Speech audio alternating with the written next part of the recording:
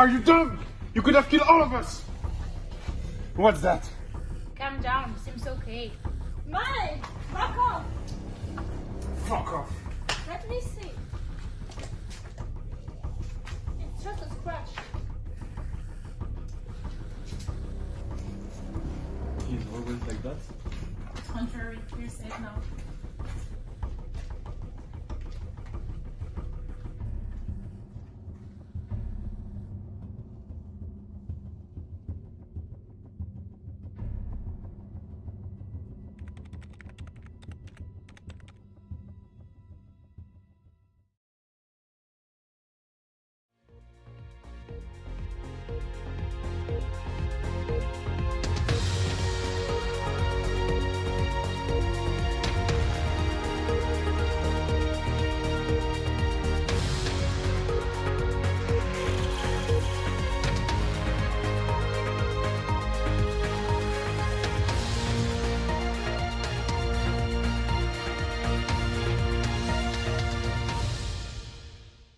Hello and welcome.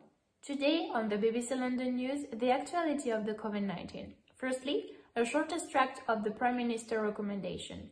While the big majority of hospitals are saturated, they can no longer provide care. Here are the government advice. The struggle against COVID is the biggest crisis the world has faced. This disease has killed 1 million people and destroyed the economy. We must react to fight the COVID.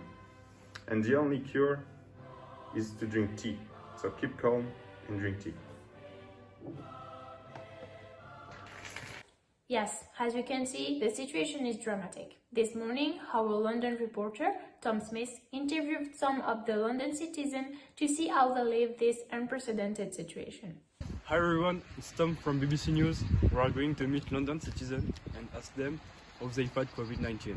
How do you fight COVID-19? The COVID-19, I just respect the Prime Minister's recommendation. I drink tea. How do you fight the virus? Which virus? There's only beer. Tea is bullshit. Yeah, you're right. How do you fight the virus? I think it's really important to respect the barrier gestures and safety distances. It's been a long time. Thank you, Tom. Now, in order to understand better this creepy virus, we are in live with one of the most famous doctors in England, and she will show you some part of her research. So, we are with Dr. Chen. She discovered a new virus which seems to be very useful in gene therapy medicine. Actually, we found out this virus on animal corpses in Greenland thanks to the melting of the ice caps. So, the melting of the ice unveiled animal dead bodies who lived during the Neolithic era. So the virus could be very useful to cure some types of diseases, such as tuberculosis. In clear, the virus could help us to destroy some types of bacteria. So it could be a revolution in the medical field, because we could avoid the excessive use of antibiotics. Okay, so could you explain us what type of experiments do you make here? So in this lab, we are testing the effects of the virus on bacteria.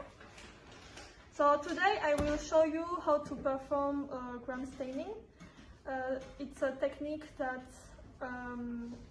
allows us to look at bacteria under a microscope. So today I will show you how to perform a gram staining on a sample of Staphylococcus aureus. So first I will add a drop of water on this slide.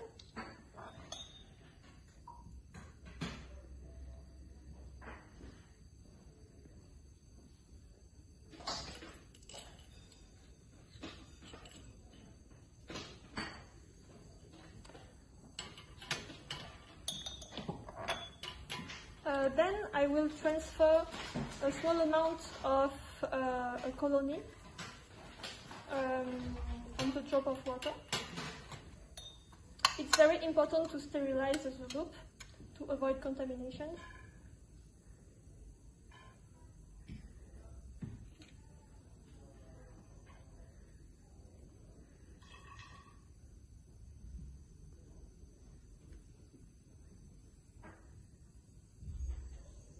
I do this using circular movements on my slide.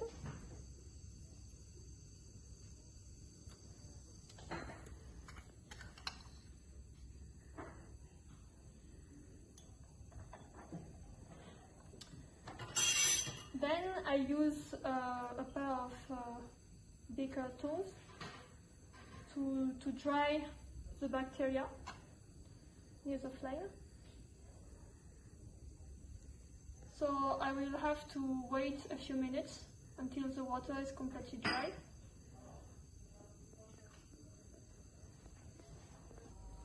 So once the slide has dried completely, we will fix the bacteria while passing the slide over the flame 3 times like this. It will help to fix the bacteria on the slide, and then we will go to the next step. So for the staining, it's very important to wear gloves because those reagents are very bad for health. So I put my gloves and then we start the staining. So first I'm going to put my slide into the violet for about 1 minute.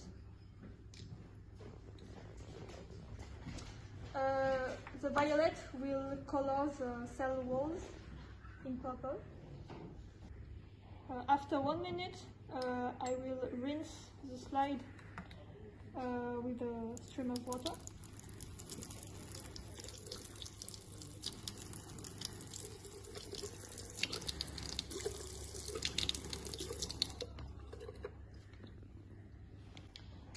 The next step is to add the slide into the Lugol solution for about 1 minute too. Again, I pour off the stain by rinsing under a stream of water.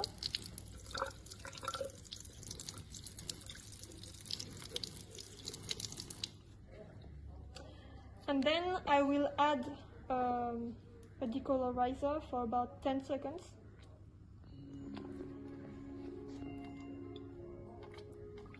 And I rinse again.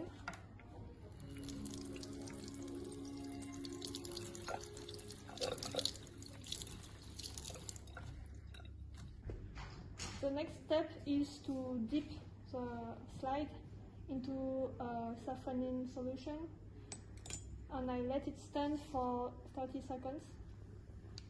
And now I completely rinse the slide with water.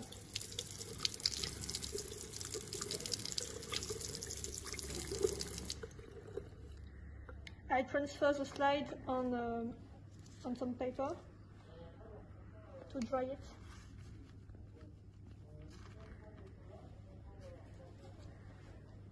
And finally, we would be able to watch the bacteria under the microscope. So I will show you how my gram staining looks under a microscope, but before I will check a side experiment on the effects of the virus on human cells.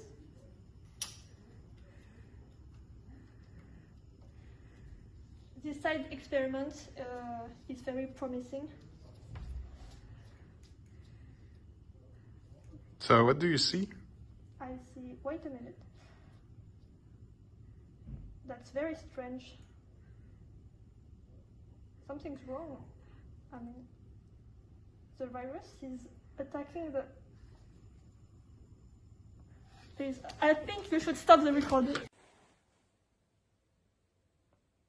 I think we lost the connection. I'm sorry, ladies and gentlemen, we got to interrupt this news. Thank you for listening to me. It was Jessica Smith for the BBC London News.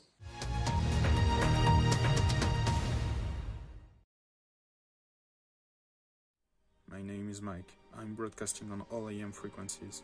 I will be at the banks of the Thames every day at midday when the sun is highest in the sky. I don't know if anyone will see this message, but if you can hear me, I can provide safety, I can provide shelter. I live at 221 Baker Street in London. I hope someone is listening to me. My name is Sarah. I come from Manchester to find help. I can provide food, but I don't have any shelter. I absolutely need a safety place, and I also absolutely need a mate to survive. Does someone hear me? I've been alone for 2 weeks now, and I'm looking for other survivors. My name is Jenny, and I come from Notting Hill. I'm a biologist, and I've been working on the virus. I'm trying to find ways to find a cure, but I'm lacking means. If anyone hears me, I am Peter. I come from Newcastle, and I am a survivor. I am looking for a strong team. We can be really strong if we help each other, and this is the best way to survive. I can hunt, I can make fire, and I still have provisions, so I could help you. You can trust me. Let me know, guys, if you hear me. If there's anybody out there, Anybody? Please. you're not alone.